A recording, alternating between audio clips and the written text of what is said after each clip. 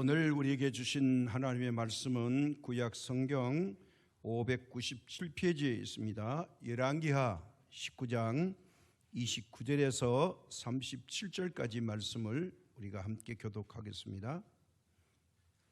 열왕기하 19장 29절에서 37절 말씀입니다. 또 내게 보일 징조가 이러하니 너희가 금년에는 스스로 자라난 것을 먹고 내년에는 그것에서 난 것을 먹되 제3년에는 심고 거두며 포도원을 심고 그 열매를 먹으리라.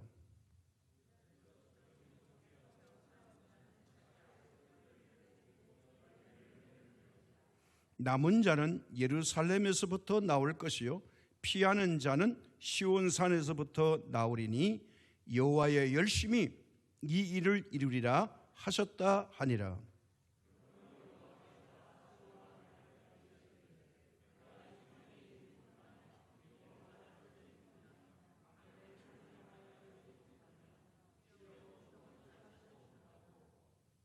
오든 길로 돌아가고 이 성에 이르지 못하리라 하셨으니 이는 여호와의 말씀이시라.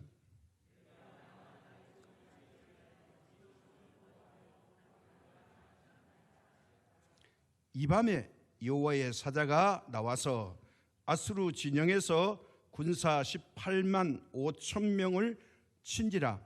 아침에 일찍이 일어나 보니 다 송장이 되었더라.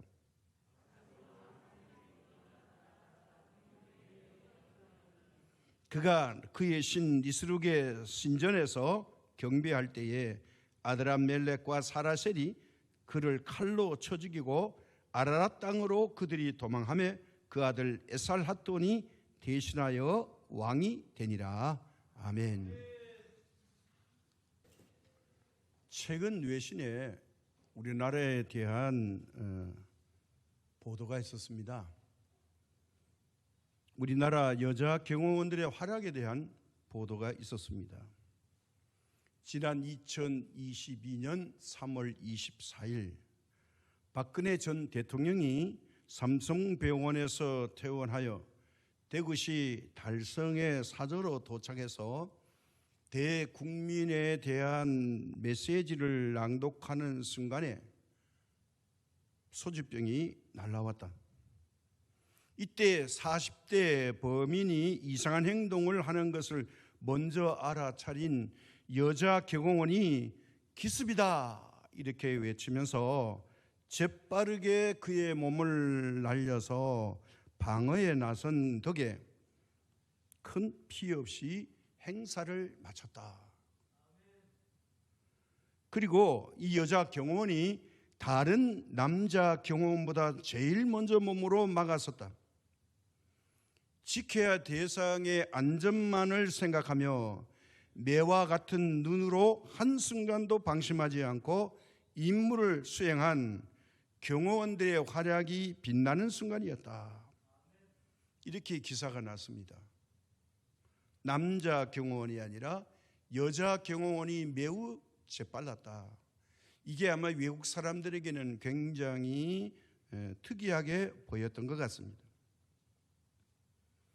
이 기사는 이렇게 적었지만 우리는 이것을 TV로 환경을 직접 목격한 사람들입니다. 이것이 외국인 눈에는 굉장히 특이하게 보였던 것 같습니다. 대개 다 경호원 하면 남자들인데 이 여자 경호원이 가장 재빠르게 자기 몸으로 이 전 대통령의 앞을 막았었고 그리고 순식간에 경호원들이 둘러싸서 사태를 진정해 주었다는 겁니다. 이것은 신분이 고귀한 사람에게 하는 그런 경호입니다. 오늘 우리는 평범하기 때문에 경호원이 필요 없이 살죠. 그런데 우리 눈에는 보이지 않은 위대한 분이 경호를 쓰고 있습니다. 바로 하나님이십니다. 오늘 본문을 좀 이해하기 전에 먼저 유대 나라의 역사에 대한 이야기를 조금 우리가 이해를 하는 것이 도움이 될 것 같아서 유대 이스라엘에 대한 이야기를 하겠습니다. 유대 나라의 초대 왕은 사울이고 2대 왕은 다윗이고 3대 왕은 솔로몬입니다. 솔로몬이 집권할 초기에는 하나님의 은혜를 엄청 입어서 그는 전후무한 은혜의 사람의 왕이었지만은 말년에는 그가 나라가 너무 막강해지니까 주변의 나라들이 엄청난 여자들을 아내로 줘서 첩이 1000명이나 되고 말았습니다. 이게 엄청난 비극을 초래합니다. 바로 이방 나라 여자들이 이 후궁에 들어와서 자기들이 가지고 있고 섬기는 신들을 이스라엘 나라에 들어와서 섬김으로 말미암아 고만 불행하게도 우상 숭배에 빠지고 맙니다. 4대 왕 르호보암이 집권을 합니다. 그때도 지금과 같이 세금의 문제가 컸던 것 같습니다. 성전을 화려하게 짓고 큰 나라를 통치하려고 하니까 세금을 무겁게 매겼는지 늙은 충신들이 르호보암 왕에게 말합니다. 아버지 때 세금을 너무 과중하게 매겼으니 왕이 정치를 잘 하려면 세금을 감면해 주면 좋겠습니다. 그래서 알았다고. 그리고 자기 세대 젊은 세대를 불러가지고 이야기를 했더니 야야 그건 아니야. 그거 깔보는 거야. 아버지가 새끼손가락이면 너는 엄지손가락이라고 해. 그거 깎아주는 게 아니야. 그 말이 맞는 것 같습니다. 3일 후에 대답합니다. 세금 못 깎아. 세금 더 많이 거둘 거야. 어디다 대고 지금 나를 얕잡아 보는 거지. 그래가지고 자기의 철권 통치를 시작해서 그만 백성들의 마음이 떠나서 예굽에 가 있는 여로보암을 데려다가 남쪽에 왕을 세웁니다. 그러니까 나라가 쪼개지는데요. 이 북쪽 유다는 12지파가 2지파만 남습니다. 유다와 베냐민. 나머지 10지파는 이 여로보암을 옹이하면서 나라가 갈라지고 맙니다. 여기가 남과 북으로 분열하는 비극이 찾아오는데 이때가 바로 주님 오시기 전 주전 930년입니다. 이때부터 주전 588년, 87년 1년이 이게 역사가들이 규정하기가 힘드나 봐요. 그렇게 많이 잡아서 588년까지 유다 이스라엘에 나타나는 왕들이 남북을 통해서 42명이 나타납니다. 이 42명 중에 하나님의 마음에 드는 왕은 딱 2사람입니다. 다윗과 히스기야. 오늘 우리 히스기야 왕에 대해서 설명을 해보려고 하는데 히스기야 왕은 유다 왕입니다. 북쪽이 아니고. 그리고 이 남쪽 왕은 42명 중에 20명이 남쪽의 왕인데 이 20명 남쪽 왕 중에 하나님 보시기에 그래도 선한 왕은 7명, 나머지는 다 13명은 악한 왕이라고 기록하고 있습니다. 무엇이 악한 왕일까요? 하나님을 떠난 통치를 하는 사람은 악한 왕, 하나님께 그래도 순종하고 하나님 말씀에 따라 사는 사람은 성경에서 선한 왕이라고 합니다. 그 중에 히스기야가 아버지의 뒤를 이어서 25살에 왕이 돼서 29년간 유다 나라를 통치하게 됩니다. 그런데 이 히스기야 왕이 왕에 즉위할 때는 나라의 경제가 매우 약하고 또 사회적으로 윤리와 도덕은 땅바닥에 떨어져서 부패했습니다. 다시 말해서 국가의 위기가 풍전등화와 같은 위기에 처해 있었습니다. 이런 위기 때에 히스기야가 왕으로 등극하게 됐습니다. 자, 25살에 왕권을 잡기는 잡았는데 이스라엘의 나라가 위기를 만났습니다. 왜 위기냐? 대제국 아시리아, 성경은 아수르라 그랬죠. 이 아수르의 왕 산헤립이 어마어마한 군대를 이끌고 예루살렘 도시를 이제 포위했습니다. 예루살렘은 해발 780m 정도 됩니다. 800고지라고 하는데요. 자, 그렇기 때문에 이 평지를 사방으로 둘러싸버리면 양식이 공급 안 됩니다. 그리고 바위로 되어 있기 때문에 물이 귀해집니다. 이런 엄청난 약점을 가지고 있는 도시입니다.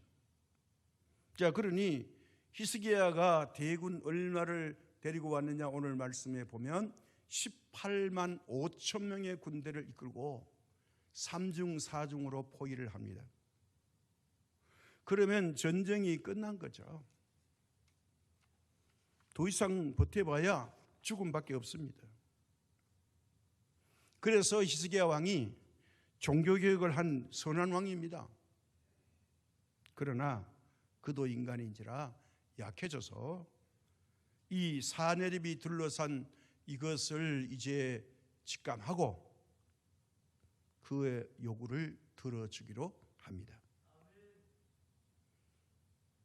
어마어마한 금과 은을 곡물로 바치라고 요구를 하니까 이 나라가 갖고 있는 걸 다 동원해도 거기에 못 미칩니다. 그래서 히스기야 왕이 성전에 있는 은 300달란트 그리고 금 30달란트 그거 해도 모자랍니다. 그래서 솔로몬 왕이 성전 기둥에다가 금을 입혔는데 이걸 다 벗겨내 가지고 곡물로 바쳤습니다. 다시 말해서 히스기야가 눈물의 곡물을 다 긁어서 바쳤습니다. 자, 그렇게 하면 사내립이 감동을 받아서 예루살렘을 포위한 군대를 풀고 철수시킬 줄 알았습니다. 그러나 그것은 히스기야 왕의 큰 착각이었습니다. 왜 착각이냐? 하나님을 의지하고 종교개혁까지 했던 사람, 유월절 행사를 짓고 성전을 보수했던 이 히스기야가 하나님을 철저히 믿고 의지해야 되는데 마귀들의 세상을 믿으면 천번 만번 배신당하기 일쑤입니다. 이걸 몰랐습니다. 마치 평화협정을 맺으면 이 협정 종이가 보장할 줄 알았습니다. 우크라이나가 그렇게 해서 지금 엄청난 고통당하고 있죠. 우리나라도 보니까 평화협정 종전한다고 협상한다고 많이 이야기를 하고 좀 시끄러웠습니다만은 과연 그게 보장이 될지는 우리는 아직 모릅니다.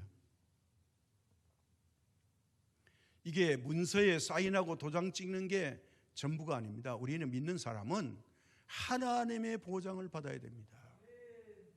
하나님의 약속을 받아야 됩니다. 하나님은 문서가 아닙니다. 언약입니다. 하나님이 말씀하시면 되는 겁니다. 그래서 히스기야 왕이 절박에 빠졌습니다. 절감했습니다. 아, 내가 착각을 했구나. 거기다가 사내립 왕은 물러서지 않고 자기가 가장 신봉하는 히브리 말을 잘하는 납사계를 보냅니다. 편지를 보냈습니다. 공갈 협박 편지죠. 이유 없이 이제 항복하라는 겁니다. 거기다가 하나님을 모독하고 모욕하는 편지의 내용을 썼습니다. 이 편지를 받아든 히스기야가 이제 믿음의 제정신이 든 겁니다. 이렇게 굴욕만 당하고 있을 수 없다. 그는 사방이 막혔을 때, 국가가 절대절명의 위기에 처했을 때 그는 하늘 향하여 손을 높이 들고 무릎을 꿇고 하나님께 부르짖기 시작했습니다. 그것이 이름하여 바로 뭐냐? 히스기야의 성전 기도입니다. 갈 데가 없습니다. 찾을 곳이 없습니다. 그가 가야 할 곳은 하나님의 성전이었습니다. 그런데 오늘의 말씀의 결론을 보면 히스기야가 성전에 올라가서 하나님을 찾고 기도했을 때의 결과는 어땠느냐? 승리했다는 거예요. 오늘 어떻게 승리했는지를 우리가 돌아보면서 은혜를 나누고자 합니다. 첫 번째 히스기야가 뭘 했냐? 그는 성전에 올라가서 기도했습니다. 본문 19장 1절에 첫 번째 말입니다. 성전에 들어가서, 이 말이 나옵니다. 히스기야 왕은요, 국가가 위기가 눈앞에 있을 때 제일 먼저 해야 될 게 뭐일까요? 국무회의나 군전략회의를 하는 것이 최우선입니다. 히스기야는 하지 않았습니다. 대신 왕이면서 제사장이나 할 수 있는 성전에 올라갔습니다. 전쟁 때 전쟁터에 가서 최고의 일선 지휘관으로 지휘를 해야 되는데 그것을 하지 않고 왜 성전에 올라갔을까요? 전쟁터가 아닙니다. 그는 기도하기 위해서입니다. 왜 하나님께 기도하는 걸 택했을까요? 그는 영국의 엘리자베스 왕이 말한 대로 한 개의 사단의 병력보다 기도의 위력이 더 크다, 이걸 믿었습니다. 히스기야는 사내립에게 속았습니다. 이제까지 그가 이제 평화협정을 하고 조공을 바치면 이제 불쌍히 여기고 궁리 여겨서 전쟁 없는 세월이 일어날 것으로 알았습니다. 물론 왕이 군대를 내보내가지고 전쟁하면 많은 사람의 피해가 있고 사람들이 죽죠. 그걸 막기 위해서 해봤는데 그거 소용이 없기 때문에 자기가 사람에게 속았다는 걸 깨달았습니다. 그래서 사람은 믿을 수 없고 의지할 수 없는 존재란 걸 절실히 깨달았기 때문에 하나님의 성전에 올라갑니다. 낭패와 실망당한 후에 예수께로 옵니다. 이 찬송처럼 말이에요. 이제는 하나님 앞에 빈손 들고 나갈 수밖에 없었습니다. 그래서 그는 택할 방법이 하나밖에 없으니 하나님이 계시는 성전으로 올라갔습니다. 그리고 무릎을 꿇고 기도합니다. 두 손을 높이 들었습니다. 철저히 항복합니다. 우리 하나님은 어떤 하나님이신가요? 예수님께서는 이 성전에 대해서 재해석을 해 주십니다. 이사야 56장 7절대로 있지만 마가복음 11장 17절에 성전을 말씀하시기를 내 집은 만민이 기도하는 집이라. 성전 정화를 하기 전에 이 말씀을 선포하시고 성전을 더럽히는 사람들을 다 내쫓으셨습니다. 시편 86편 7절에 이런 말씀이 있습니다. 나의 환난 날에 내가 주께 부르짖으리니 주께서 내게 응답하시리다. 히스기야는 이 말씀을 기억했겠죠. 히스기야가 성전에 올라가서 맨 먼저 뭘 했습니까? 기도하는 일은 당연한 거죠. 다른 일을 하기 위해서 온 것이 아닙니다. 거기다가 히스기야는 자기만 기도하지 않고 하나님의 종 이사야에게 기도의 부탁을 드립니다. 어려울 때, 힘들 때 하나님의 종에게 기도 요청하는 것은 너무나도 당연한 일입니다. 사람을 만나 의논하기 전에 하나님 앞에 의논했습니다. 위기일 때 성전에 올라가 세상 방법을 택하지 아니하고 기도의 방법을 택한 것입니다. 오늘 우리는 이 말씀을 들으면서 히스기야의 이 은혜를 배워야 할 것입니다. 큰일이 생길 때 조건 없이 하나님 앞에 기도하는 겁니다. 기도가 제일 우선되는 사람, 이 기도를 하나님은 외면할 수가 없습니다. 두 번째 위력은 뭡니까? 철저한 회개의 기도를 했습니다. 이름하여 눈물의 기도입니다. 19장 1절 두 번째에 보면 히스기야가 왕이 듣고 그 옷을 찢고 굵은 배를 두르고 자기의 행동이 나타났어요. 회개를 의미합니다. 이제까지 제가 조공바치고 한 거 다 잘못했습니다. 하나님. 그때 하나님을 찾아서야 되는데 잊어서야 왔습니다. 그 이야기죠. 구약 시대에 보면요, 이 성도들이 피통함과 원통함을 표시할 때는 옷을 찢었습니다. 입고 있는 옷을 막 찢습니다. 두 번째, 자기의 죄를 느끼고 깨달을 때는요, 마음을 아파하는 뜻으로 자기의 옷을 갈아입고 옷을 찢고요, 굵은 베옷, 우리 초상 때 입는 상주들이 입는 그런 굵은 베옷을 입고요, 그리고 제 가운데 가서 티끌을 날리면서 머리에 뒤집어 씁니다. 마찬가지로 히스기야도 하나님 앞에 굵은 베옷을 입고 죄를 뉘우치면서 그렇게 했습니다. 성전에 그렇게 하고 갔다는 거예요. 그런데 자기만 이 굵은 베옷을 찢고 입은 게 아닙니다. 19장 2절에 보면 이렇게 말씀하고 있어요.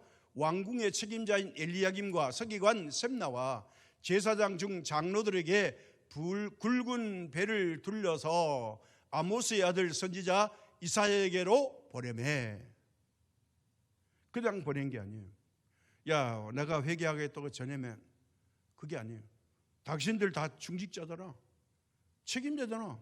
나와 같이 옷을 입고 그 옷을 복장을 하고서 하나님의 종 선지자 이사야에게 가서 이제 왕이 부탁을 하는데 함께 기도해 달라고 합니다. 이렇게 하라는 거예요. 놀라운 이야기죠. 다 우리 겸손하자는 겁니다. 그래서 나라가 위기에 빠졌을 때에는 나라를 다스릴 책임이 있는 왕과 책임자들이 먼저 회개하기를 시작했습니다. 유대인들이 회개를 할 때는 베옷을 입고 머리에 티끌을 뒤집어 쓰고 제 가운데 앉아서 죄를 뒤집어 쓰면서 부르짖었습니다. 옷을 찢는 일은요, 자기의 정체성을 드러냅니다. 옷이 감추고 있는 자기의 육체를 다 드러낸다는 건 자기의 부끄러움과 수치를 다 드러내는 일은 한없이 자기를 낮추는 겸손입니다. 누구 앞에서요? 하나님 앞에서. 이것이 하나님의 은혜를 받는 좋은 비결의 길이기도 합니다. 요엘서 2장 13절에는 이런 말씀이 있어요. 너희는 옷을 찢지 말고 마음을 찢고 너희 하나님 여호와께로 돌아올지어다. 그는 은혜로우시며 자비로우시며 노하기를 더디하시며 인애가 크시사 뜻을 돌이켜 재앙을 내리지 아니하시나니. 하나님은 이런 모습을 보면 돌이켜 재앙을 내리지 않게 하신다. 옷 찢는 것보다 마음을 찢는 것, 진짜 마음을 돌이키는 걸 하나님이 더 좋아하신다는 거예요. 우리는 교만의 옷을 찢고 위선의 옷을 찢어야 됩니다. 이걸 뭘 걸치는 가지고 굉장히 좋아합니다. 요즘 보니까 뭐 또 어떤 분야에 대한 옷에 대한 이야기가 뭐 시끌벅적합니다. 이게 중요한 게 아니라 마음과 심령에 찢는 일이 회개입니다. 우리는 회개할 때 누가 먼저 해야 되느냐? 내가 먼저 해야 됩니다. 높은 신분의 사람들이, 책임자들이 먼저 이 자기가 회개해야 합니다. 남을 시키고 자기는 하지 않는 게 아닙니다. 이게 바로 예수님의 솔선수범이었습니다. 세 번째는 자기가 겸손하게 하고 편지를 펴놓고 기도했습니다. 여기가 중요한 겁니다. 말만 하면 되는 게 아니고 실제의 현상, 그걸 하나님 앞에 내어놨습니다. 14절과 15절에 보면 이렇게 말씀하고 있어요. 히스기야가 사자의 손에서 편지를 받아보고 여호와의 성전에 올라가서 히스기야가 그 편지를 여호와 앞에 펴놓고 그 앞에서 히스기야가 기도하여 이르되 그룹들 위에 계신 이스라엘의 하나님 여호와여, 주는 천하 만국에 홀로 하나님이시라. 주께서 천지를 만드셨나이다. 하나님에 대해서 인정합니다. 하나님이 천지를 만드셨습니다. 그러면서 왜 여기 왔는지 하나님 이 내용을 한번 살펴봐 주십시오. 제 입으로 말씀드리지 않고 편지를 읽으시는 하나님, 불꽃 같은 눈으로 오늘도 우리를 살피시는 하나님, 모든 것을 아시는 전지하신 하나님, 이 편지를 한번 읽어 주십시오. 그겁니다. 그 편지의 내용이 19장 10절과 이제 이 13절에 있습니다. 이런 내용이죠. 편지 내용입니다. 너희는 유다의 왕 히스기야에게 이같이 말하여 이르기를 내가 믿는 내 하나님이 예루살렘을 아수르 왕의 손에 넘기지 아니하겠다 하는 말에 속지 말라. 아수르의 여러 왕이 여러 나라에 행한 내 친절한 일을 내가 들었나니 내가 어찌 그 구원을 얻겠느냐. 요거 이제 자기 이야기합니다. 아수르 왕이 내 조상들이 명하신 여러 민족 곧 고산과 하란과 레셉과 둘레살에 있는 에덴 족속을 그 나라들의 신들이 건졌느냐. 자기 점령한 나라 이야기입니다. 하맛 왕과 아르밧 왕과 스발와임 성의 왕과 네나와 아라와의 왕들이 다 어디 있느냐 하라 하니라. 자, 이 내가 북쪽에서 점령해 내려온 이 나라들이 다 점령당했지? 그들도 다 신을 가지고 있지? 그런데 내 손에서 건져냈냐? 못 건져냈다는 거예요. 그러니까 딴 생각하지 말고 조건 없이 속히 항복하라. 안 그러면 다 죽을 줄 알아? 이런 협박이죠. 자, 이 편지에 히스기야가 겁을 먹어야 되는데 놀랍게도 그가 기도하면서 하나님을 의지하니 믿음의 용기가 100배로 충전했습니다. 히스기야는 절망하지 않았습니다. 협박 편지를 받아 들고서 성전에 올라갔습니다. 그리고 성전에 이 편지를 딱 펴놓았습니다.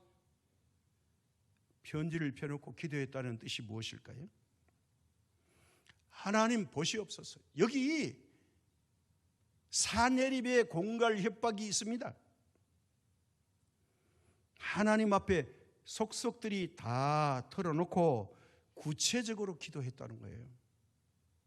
이래서 왔습니다. 자신을 숨기지 않고 솔직하게 정직하게 기도했다는 거예요. 내 힘으로는 도저히 안 됩니다. 하나님만이 여기에 개입하시면 해결을 받을 줄로 믿습니다. 자, 여기에서 사랑하시는 여러분, 하나님 앞에 여러분 자신을 펴놓을 편지는 없는지요? 나의 편지가 하나님 앞에 내놓을 편지가 없습니까? 기도하는 성도들에게는 이러한 하나님의 편지가 없을 수가 없습니다. 많을 줄로 믿습니다.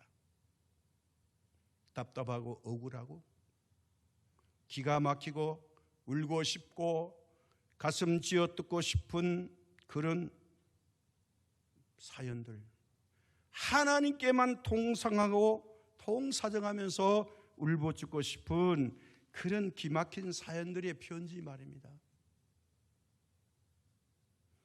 그를 의리하고 사는 것이 아니라 정말 내 가슴 속에 엉어리시고 있는 그 수많은 사연들을 우리가 가슴에 묻지 말고 오늘부터 히스기야 왕처럼 하나님 앞에 모든 걸 고백하고 기도하는 그런 은혜가 임하기를 바랍니다.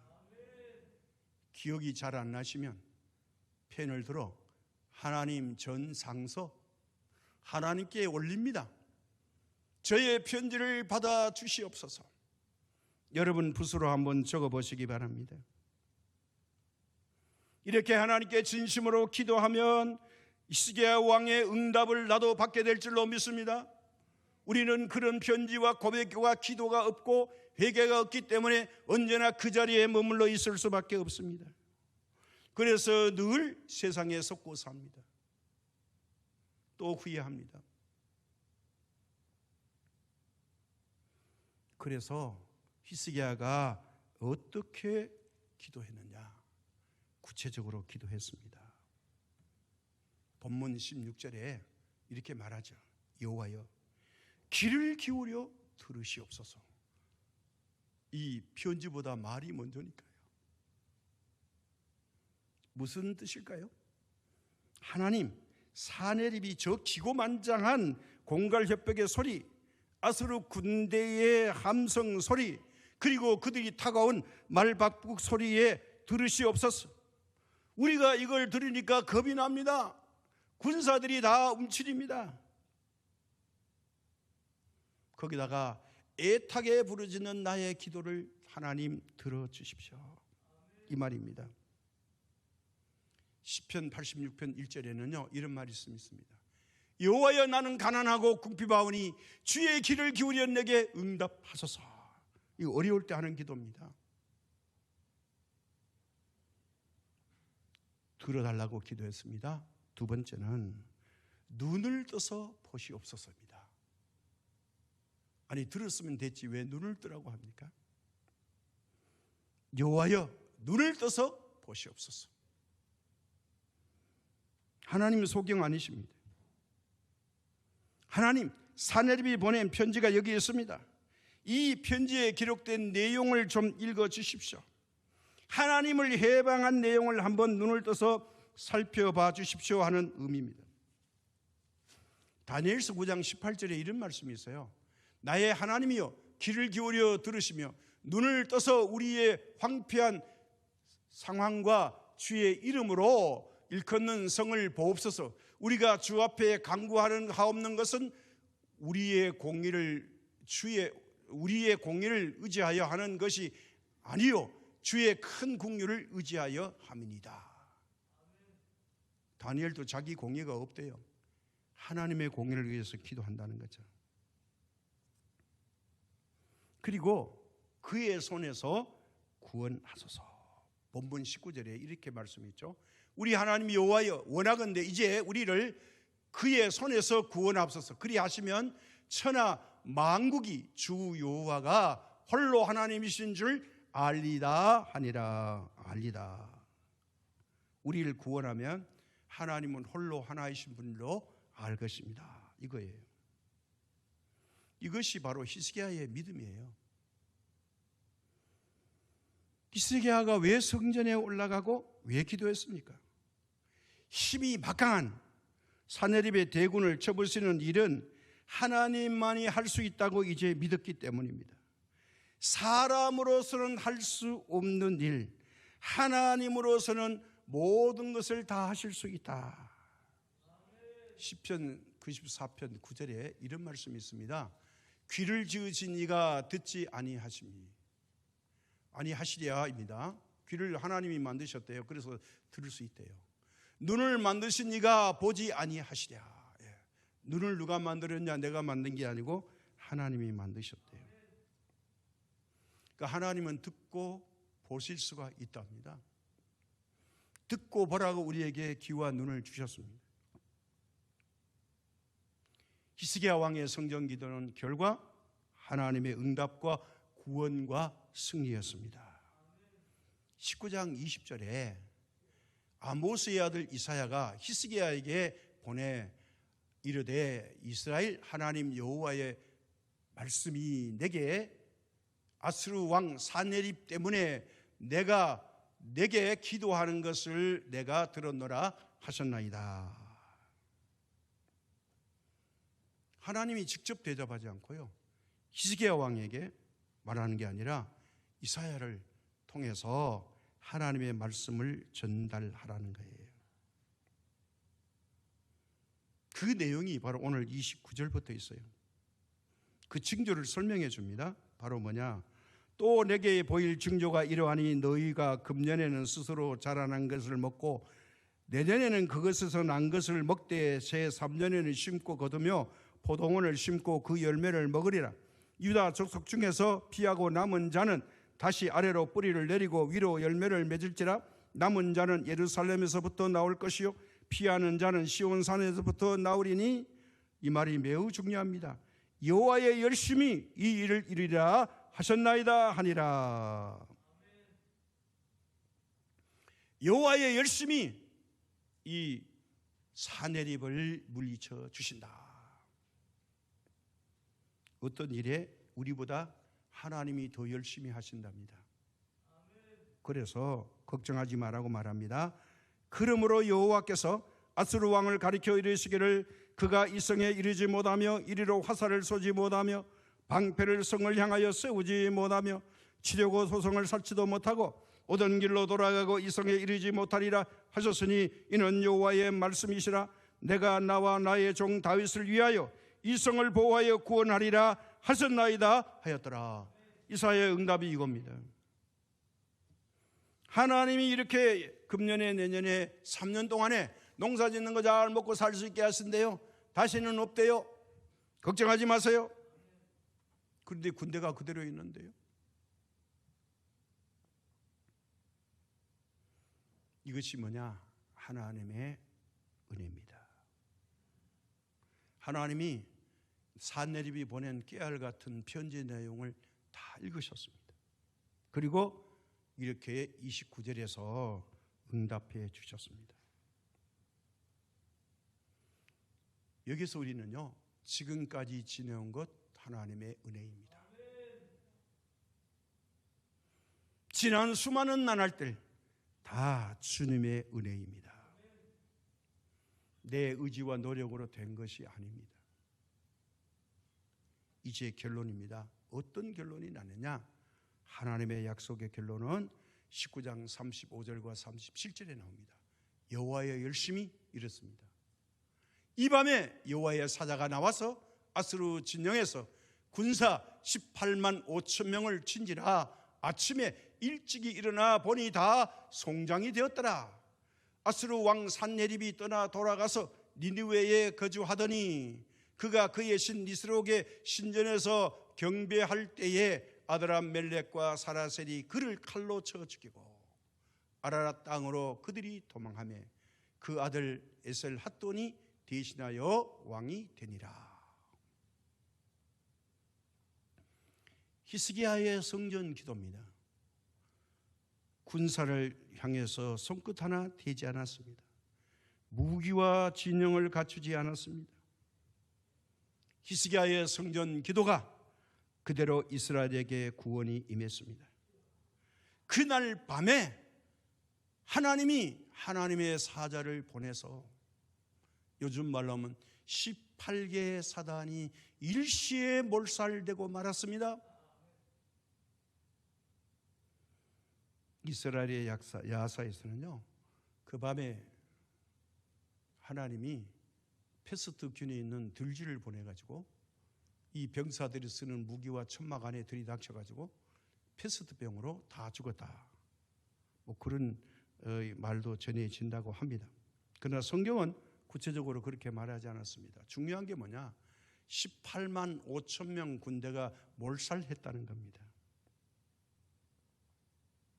자, 이런데 버틸 왕이 있습니까? 자기가 믿는 군사가 한 명도 없는데 기겁을 하고 어머에 낮추고 도망을 가서 아수르의 수도 니느웨에 거주했습니다. 참담한 실패를 한 산헤립이 이게 꼴이 아니죠. 권위가 다 떨어졌죠. 그래서 이제까지 승승장구하던 그의 신, 그가 섬기는 니스룩 신전에 가서 제사를 드렸습니다. 그의 두 아들이 아버지 곁에 있다가 칼로 아버지를 죽입니다. 암살당했어요. 아들에게. 아드람 멜렉과 사라셀이 아버지를 칼로 죽이고 겁이 나서 도망쳤습니다. 그랬더니 또 다른 아들 에살 핫돈이 아버지를 대신해서 왕이 되었다. 성경은 이렇게 말합니다. 어떻게 이 승리가 왔습니까? 군사력입니까? 최신 무기입니까? 전략회의입니까? 전술 전략입니까? 전쟁의 경험입니까? 아닙니다. 오직 이 히스기야 왕의 성전의 기도뿐입니다. 무엇이 승리했습니까? 기도가 승리했습니다. 기적은 기도로부터 시작합니다. 이게 눈에 보이지 않습니다. 사람들이 알지 못합니다. 우리는 하나님의 관계가 확실하게 정립된다면 하나님은 매 순간마다 위기 때마다 우리를 지키시고 도우시고 인도하실 줄로 믿습니다. 하나님의 눈은 불꽃 같은 눈으로 온 천하를 두루 감찰하시나니 했습니다. 하나님의 눈을 피할 수가 없습니다. 기도하는 사람의 기도를 분명코 들어주실 것입니다. 우리는 지금 세계의 전쟁을 보고 있습니다. 바로 러시아와 우크라이나의 전쟁을 보면서 무엇을 깨달아야 할까요? 역사 속에는 이스라엘의 전쟁사, 또 세계의 전쟁사, 대한민국의 전쟁, 우리는 깨달을 것이 많이 있죠. 전쟁의 승패는 무기가 아닙니다. 많은 수세의 군사가 아닙니다. 최첨단 기술도 아닙니다. 경험도 아닙니다. 하나님은 천재지변을 일으켜서 이것들을 무용화시킬 수도 있습니다. 누가 하나님께 속했냐가 승패입니다. 절대로 질 수 없는 전쟁을 러시아가 일으켰습니다. 그런데 최근 한 달이 넘고 들려오는 소식은 러시아의 참패입니다. 이거 이렇게 부끄러울 수가 없습니다. 세계가 깜짝 놀랄 일이 일어나고 있습니다. 우크라이나가 드디어 전쟁의 승기를 잡았습니다. 왜 그랬을까요? 저는 이것을 주목해 봅니다. 87%의 기독교인. 러시아는 국교가 동방정교회입니다. 그들도 하나님 아버지를 믿어요. 달라요. 동방정교회는 구교입니다. 우크라이나는 신교입니다. 전쟁이 났는데 고통 중에 쫓겨다니는 우크라이나인들이 가만히 있을까요? 10명 중에 9명이 크리스천인데 하나님께 호소하고 기다리고 하나님께 억울함을 눈물로 호소하지 않겠습니까? 하나님이 그 기도를 들으신가 보죠? 기독교 나라가 승리하고 있다는 것. 그러나 우리가 착각하지 말아야 될 게 하나 있습니다. 우크라이나가 절대로 러시아를 점령할 수는 없습니다. 이스라엘 나라가 그랬던 것처럼요. 왜 그럴까요? 현실적으로 군사력은 막강합니다. 다만 하나님께서 뭘 하시느냐? 이 억울하게 당하는 우크라이나의 영토, 지금의 영토는 하나님이 지켜주셔서 외국에 쳐들어온 침략군들을 몰아내신 데까지는 도와주시지만 너희들이 기분 좋다고 러시아를 막 치고 들어가서 저 모스크바를 점령해라, 그렇게는 될 수 없다는 거예요. 만약에 젤렌스키 대통령이 그렇게 한다면 죽음을 자초하는 겁니다. 우리가 여기서 깨달아야 될 게 있습니다. 뭡니까?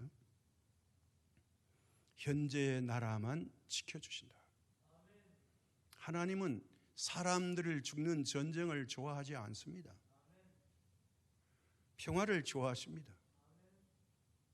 그래서 이스라엘 백성들이 교만하지 말라고 가나안의 7 족속만 몰아내고 거기 하나님만 의지하는 공동체를 만들어서 하나님만 잘 섬기고 살면 내가 너희들의 보호자가 돼줄게 했는데 이스라엘이 조금 힘이 있으면요 그만 엉뚱한 일 하고 우상 숭배하다가 하나님의 징계를 맞으니까 나라가 빼앗기고 포로로 갔다가 70년 만에 돌아오고 430만 년 만에 돌아오고 이게 역사가 계속 반복되는 겁니다. 이걸 우리가 성경에서 교훈으로 받아야 됩니다. 교만해서는 얻을 게 하나도 없습니다. 겸손하면 하나님이 보호하고 지켜주십니다. 우리 대한민국이 국력이 있다고 뭐 중국을 쳐들어가고 일본을 쳐들어가고 전쟁 벌였다가는 낭패납니다. 하나님이 원하는 게 아니에요. 그냥 우리나라를 외국이 쳐들어오지 못하도록 방어하는 그런 기술이나 무기는 갖추는 것이 당연하지만 이거 힘 있다고 함부로 침공했다가는 나라의 존폐가 어려워집니다. 일본이 2차 대전 때 미국을 건드렸다가 지금 홀딱 망해서 지금 절절 매잖아요. 독일이 그렇지 않습니까? 러시아가 괜히 싸움 벌였다가 지금 대망신하고 장군들 6명 잃고 무기 빼앗기고 뭐 조금 전에 보니까 또 최첨단의 전자전 하는 그 빼앗겨서 안 되는 그걸 도망치며 놓고 가버렸대요. 그게 근데 우크라이나 손에 들어갔는데 미국이 얼씨구나 하고 가져갔답니다. 이거 조사하면 앞으로 러시아의 국방력은 현저히 약화될 수밖에 없습니다. 최첨단의 전자전기가 빼앗겼대요.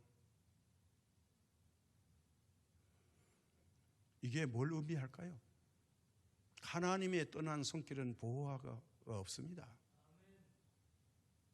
오늘 우리는 이 현실에 오늘 직시를 하면서 히스기야 왕처럼 믿음의 기도가 우리를 구원한다는 확신을 가지고 승리하는 귀한 분들 되시기를 주님의 이름으로 축복합니다.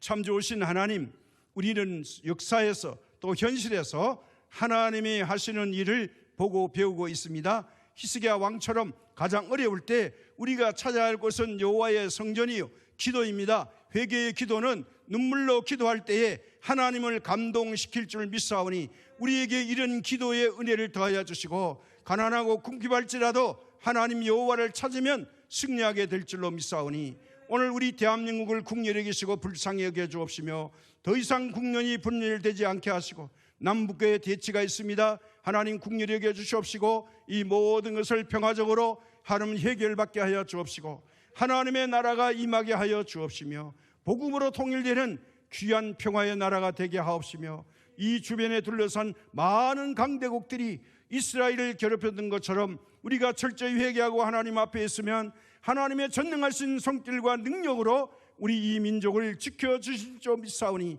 주님 지켜주옵소서.